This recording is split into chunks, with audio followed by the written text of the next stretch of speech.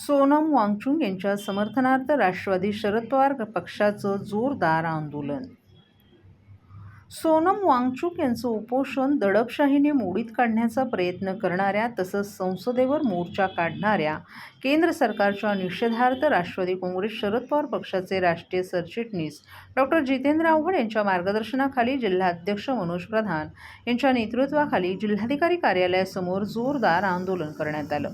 यावेळी धर्मराज्य पक्षाचे अध्यक्ष राजन राजे, काँग्रेसचे ठाणे शहर जिल्हाध्यक्ष राहुल पिंगळे, शिवसेना उद्धव बाळासाहेब ठाकरे पक्षाचे ठाणे जिल्हाप्रमुख केदार दिघे, समाजसेवक संजय मंगला कोपाळ तसंच अनेक मान्यवर, पदाधिकारी, कार्यकर्ते, विद्यार्थी देखील मोठ्या संख्येने उपस्थित होते.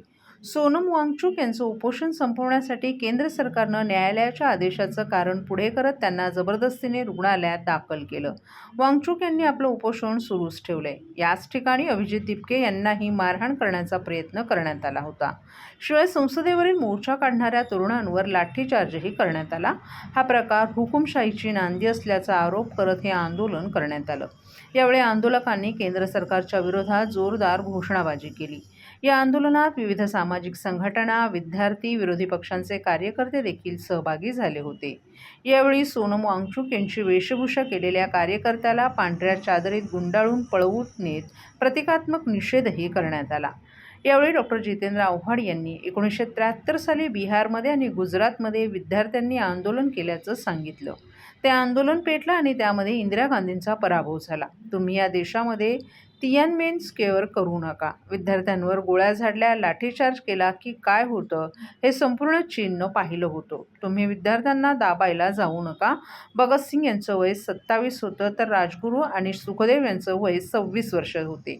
ते सगळे कॉलेजमध्ये जाणारेही विद्यार्थीच होते. एकदा विद्यार्थ्यांच्या डोक्यात आग पसरली की ते कोणीही थांबवू शकत नाहीत. आज देशभरातील विद्यार्थी एकत्र आले असून त्यांच्या या चळवळीला कोणाचंही राजकीय पाठबळ नाही तर ते स्वतःहून एकत्र आले आहेत.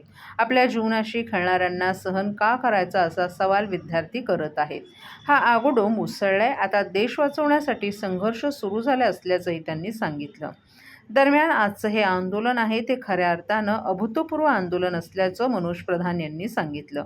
गेल्या 22 दिवसांमध्ये काहीही फरक पडला आहे की विद्यार्थी आणि लोक स्वतःहून रस्त्यावर उतरायला लागले आहेत.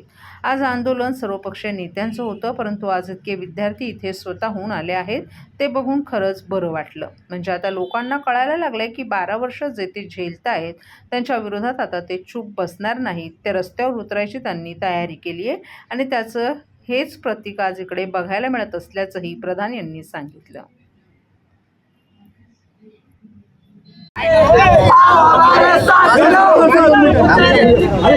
ये साइलेंस! अरे ये देश बचाने निकले हैं! अरे देश बचाने निकले हैं!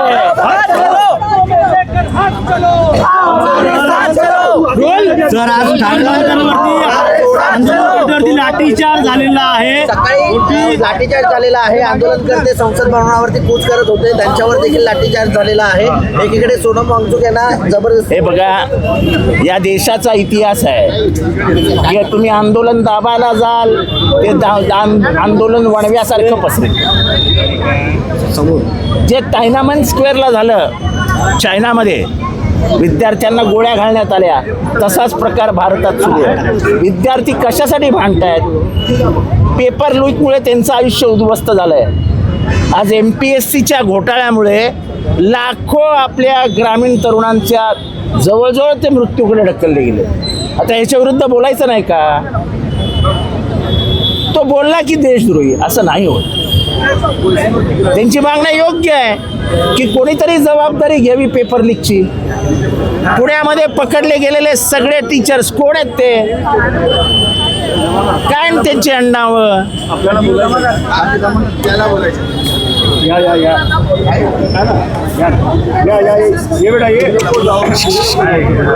हे काम काम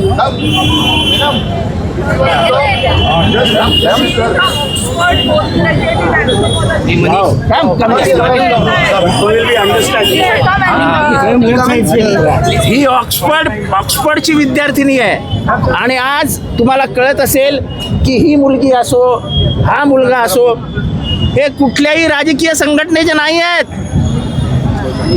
ते स्वतःहून सामील झालेत. आणि तुम्हाला याच्या पुढे हेच दिसेल की अराजकीय लोक हे राजकारण उद्ध्वस्त करण्यासाठी येणार आहेत. ही राजकीय परंपरा उद्ध्वस्त करण्यासाठी येणार आहे. जे जे लोकशाही विरुद्ध असतील, जे जे आंबेडकरांच्या संविधानाविरुद्ध असतील, त्यांना ही जनता धडा शिकवेल. सोनम वांगचुक यांचं उपोषण देखील दाबण्याचा प्रयत्न करण्यात आला. नाही, सगळेच आंदोलन दाबण्याचा प्रयत्न होतोय. आणि आज देश एकवटला आहे, देश एक होतोय. या सरकारसाठी हे चांगलं नाही. या सरकारची दडपशाही थांबली पाहिजे. या सरकारचे लोकशाहीवरचे हल्ले थांबले पाहिजेत. एवढीच सर्वसामान्यांची इच्छा आहे. Let's speak. तुम्ही विद्यार्थी म्हणून या ठिकाणी आलेला आहात. हे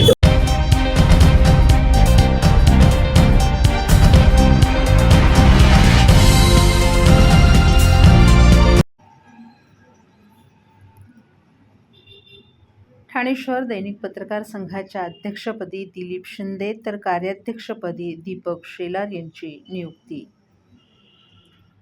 राज्यातील प्रतिष्ठित ठाणे शहर दैनिक पत्रकार संघाच्या 2026-28 या द्वैवार्षिक कार्यकाळासाठी रविवारी झालेल्या निवडणुकीत दिलीप शिंदे यांनी अध्यक्षपदावर दणदणीत विजय मिळवत संघाच्या नेतृत्वाची धुरा आपल्या खांद्यावर घेतली. तर कार्याध्यक्षपदाच्या अत्यंत चुरशीच्या लढतीत दीपक शेलार यांनी प्रतिस्पर्धी विकास काटे यांचा पराभव करत जॉईंट किलर ठरण्याचा मान मिळवलाय. खजिनदारपदी राजेश शेटकर यांनी हे बिनतोड विजय नोंदवून इतिहास रचला. ठाणे महापालिकेच्या नरेंद्र बळाळ सभागृहात पार पडलेल्या मतदान प्रक्रियेला सदस्यांचा उत्स्फूर्त प्रतिसाद लाभला. निवडणूक प्रक्रिया पारदर्शक आणि निष्पक्ष वातावरणात पार पाडण्यासाठी ठाणे महापालिकेचे निवृत्त अधिकारी महेश राजदेरकर यांनी निवडणूक अधिकारी तर प्राची डिंगणकर यांनी सहाय्यक निवडणूक अधिकारी म्हणून जबाबदारी पार पाडली. प्राची डिंगणकर यांच्या संपूर्ण टीमचे बहुमोल योगदान या निवडणूक प्रक्रियेसाठी लाभलं. अध्यक्षपदासाठी दिलीप शिंदे, अमोल पवार, दीपक दळवी आणि सुरेश साळवे यांच्यात चौरंगी लढत रंगली. त्यामध्ये दिलीप शिंदे यांनी 71 मतं मिळवत विजय संपादन केलाय. दीपक दळवी यांना 50 मते मिळाली. कार्याध्यक्षपदाच्या लढतीत दीपक शेलार यांनी 75 मते मिळवून विकास काटे यांचा पराभव केलाय. खजिनदार पदासाठी झालेल्या मुकाबल्यात राजेश शेटकर यांनी 77 मते मिळवत राहुल क्षीरसागर यांच्यावर मात केली. दरम्यान उपाध्यक्षपदी निलेश मंडलिक, सचिवपदी राजीव डाके आणि सहसचिवपदी प्रसाद सकट यांची बिनविरोध निवड झाली. कार्यकारिणी सदस्यांच्या 6 जागांसाठी झालेल्या निवडणुकीत निकेश शार्दूल, गजानन हरिमकर, अमर राजभर, सचिन देशमाने, नितीन दूधसागर आणि प्रफुल्ल गांगुर्टे हे देखील विजयी ठरले. महिला सदस्यपदासाठी सारिका साळुंखे यांनी 86 मते मिळवत विजय मिळवला. नूतन कार्यकारिणीचं सर्व स्तरातून अभिनंदन होत आहे.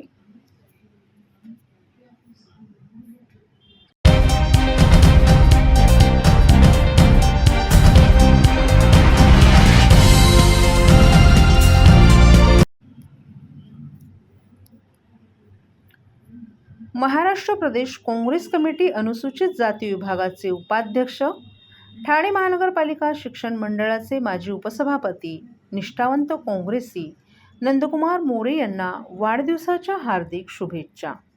शुभेच्छुक ठाणे शहर काँग्रेस कमिटीचे सचिव मनोज पांडे, सरचिटणीस विनीत मोरे, उपाध्यक्ष शुभम सोनोने, नदीम शेख, समीर शेख, रुपेश तुपे.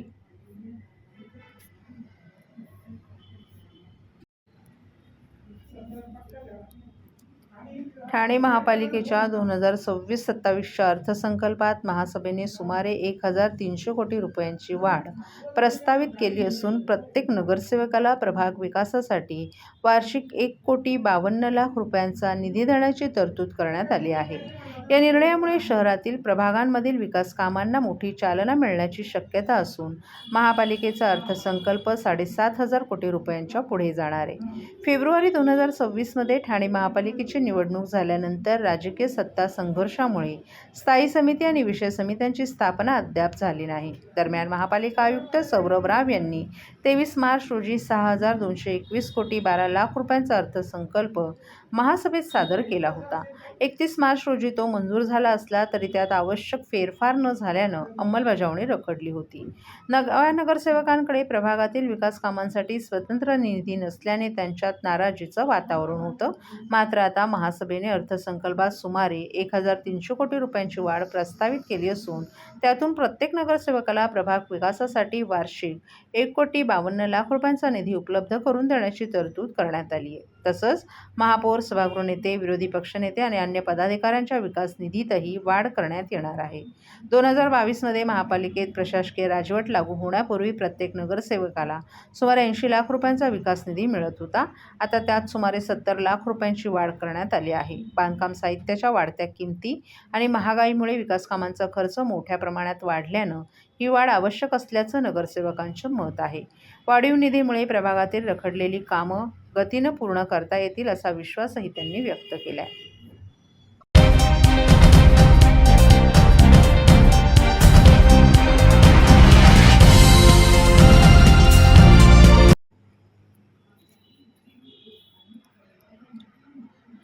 आमदार माधवी नाईक यांच्या जनसंपर्क कार्यालयाचं भाजपचे प्रदेशाध्यक्ष रवींद्र चव्हाण यांच्या हस्ते उद्घाटन.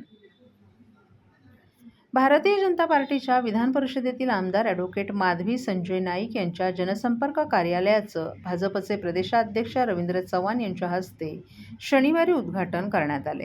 ठाणे शहरापासून राजकीय प्रवास आणि संघटनात्मक कार्य सुरू करणाऱ्या ॲडव्होकेट माधवी नाईक यांच्या माध्यमातून विधान परिषदेत सामान्य नागरिकांबरोबरच अनेक सामाजिक प्रश्न सोडवण्यात महत्त्वाची भूमिका बजावली जाईल असा विश्वास व्यक्त करत रवींद्र चव्हाण यांनी शुभेच्छा दिल्या.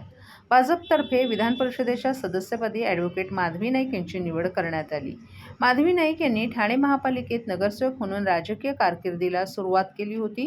त्या ठाण्याच्या रहिवाशी असल्यामुळे त्यांनी ठाण्यातील ऋतू पार्क जवळील देवश्री गार्डन संकुलात जनसंपर्क कार्यालय सुरू केले. या जनसंपर्क कार्यालयाचं उद्घाटन प्रदेशाध्यक्ष रवींद्र चव्हाण यांच्या हस्ते करण्यात आलं. यावेळी भाजपची साधी कार्यकर्ते, नगरसेविका, प्रदेश महिला मोर्चा अध्यक्ष, प्रदेश सरचिटणीस ते आमदारापर्यंत ॲडव्होकेट माधवी नाईक यांचा राजकीय प्रवास पोहोचलाय. भाजपच्या राज्यभरातील संघटनात्मक बांधणीमध्येही त्यांची महत्त्वाची भूमिका आहे. ठाण्यातील जनसंपर्क कार्यालयाच्या माध्यमातून नागरिकांच्या अनेक समस्या मार्गी लागतील असं नमूद करत प्रदेशाध्यक्ष आणि आमदार रवींद्र चव्हाण यांनी त्यांना शुभेच्छा दिल्या. जनसंपर्क कार्यालयाच्या उद्घाटनाच्या निमित्तानं विविध क्षेत्रातील मान्यवरांनीही आमदार ॲडव्होकेट माधवी नाईक यांची भेट घेऊन त्यांना शुभेच्छा दिल्या. आमदार माधवी नाईक यांच्या 30 ते 35 वर्षांच्या राजकीय, सामाजिक आणि विधी क्षेत्रातील वाटचालीच्या पार्श्वभूमीवर रविवारी आयोजित कार्यक्रमाला राजकीय क्षेत्रासह असंख्य कार्यकर्ते, नागरिक आणि स्नेहजनांचीही उपस्थिती होती. नमस्कार. आज ठाण्यामध्ये आमच्या सर्वांबरोबर वर्षानुवर्ष भारतीय जनता पार्टीच्या कार्यकर्ता म्हणून आणि त्याचबरोबर भारतीय जनता पार्टी महिला मोर्चाच्या अध्यक्ष म्हणून आणि माझ्या अगोदर अनेक वर्ष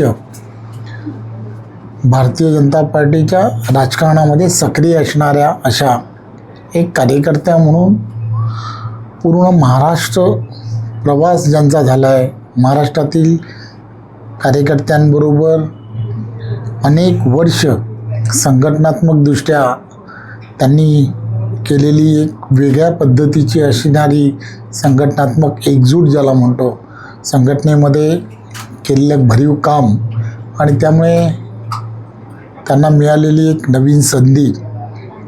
आज त्या विधान परिषदेवरती आमदार म्हणून त्यांची नियुक्ती झाली आणि त्यांनी ठाणे शहरापासून त्यांचा राजकीय प्रवास सुरू झाला होता आणि म्हणून ठाणे शहरामध्ये त्यांनी एक स्वतःचं असं राजकीय आणि इथल्या असणाऱ्या सर्व पार्श्वभूमीवरती एक कार्यालय असावं या मानसिकतेतून आज ठाण्यामध्ये एक पक्षाचं आणि आमदार म्हणून त्यांचं एक कार्यालय या ठिकाणी सुरू केलं. कार्यालयाचं उद्घाटन उद्या आहे, परंतु उद्या पूर्ण महाराष्ट्रभर मला प्रवास करायचा आहे. म्हणून आज प्रदेश कार्यालयामधून निघताना मी त्यांना असं म्हटलं की मी 2 मिनटं तुमच्या कार्यालयामध्ये नक्कीच कॉफी प्यायला येईन आणि आपल्याला शुभेच्छा देईन. त्यामुळे ताईला खूप खूप या कार्यालयाच्या आणि तिच्या पुढच्या पूर्ण राजकीय कारकिर्दीच्या खूप खूप शुभेच्छा. सर, आज महाराष्ट्रामध्ये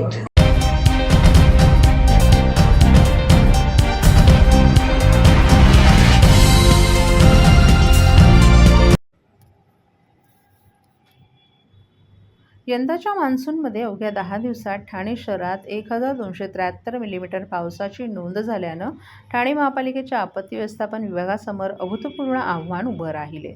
मुसळधार पाऊस, ताशी 60 ते 70 किलोमीटर वेगाचे वारे आणि भरतीमुळे निर्माण झालेल्या पूरसदृश्य परिस्थितीत 2025चा संपूर्ण मान्सून हंगामाच्या तुलनेत तब्बल 7 पट अधिक तक्रारी प्राप्त झाल्या. मात्र मान्सूनपूर्व नियोजन, वाढीव पंप व्यवस्था, CCTV निगराणी आणि विविध यंत्रणांमधील समन्वयाच्या जोरावर परिस्थिती प्रभावीपणे नियंत्रित करण्यात आल्याचा दावा महापालिका प्रशासनानं केला आहे. मान्सूनपूर्व नियोजनापासून ते प्रत्यक्ष आपत्ती व्यवस्थापनापर्यंत राबवण्यात आलेल्या उपाययोजनांमुळे यंदाच्या विक्रमी पावसाचा सामना तुलनेनं प्रभावीपणे करण्यात आला. सखल भागातील पंपांची संख्या 66 वरून 102 पर्यंत वाढवणे, नियंत्रण कक्षाशी CCTV नेटवर्क जोडणे, TDRF आणि NDRFची सज्जता, तसंच 24 तास कार्यरत नियंत्रण कक्षांमुळे पाणी साचणे, झाडे कोसळणे, ड्रेनेज तुंबणे आणि इतर आपत्कालीन घटनांवर तातडीनं प्रतिसाद देणं शक्य झाल्याचं महापालिका प्रशासनानं स्पष्ट केलं. मान्सून सुरू होण्यापूर्वीच एप्रिल महिन्यात महापालिका आयुक्त सौरभ राव यांच्या अध्यक्षतेखाली सर्व विभाग प्रमुखांची विशेष बैठकही घेण्यात आली होती. त्यानंतर मे महिन्यात railway, MMRDA, metro, Mahavitaran, Torrent power, home guard, air force, विविध शासकीय संस्था आणि सामाजिक संघटनांसह संयुक्त समन्वय बैठक घेण्यात आली. आपत्तीच्या काळात कोणत्याही विभागांमध्ये समन्वयाचा अभाव राहू नये यासाठी स्वतंत्र यंत्रणा तयार करण्यात आली. नागरिकांसाठी आपत्ती व्यवस्थापन संपर्क पुस्तिका, आपत्ती व्यवस्थापन आराखडा 2026, भरतीच्या वेळांची माहिती देणारे फलक आणि जनजागृती साहित्यही शहरभर वितरित करण्यात आलं आहे.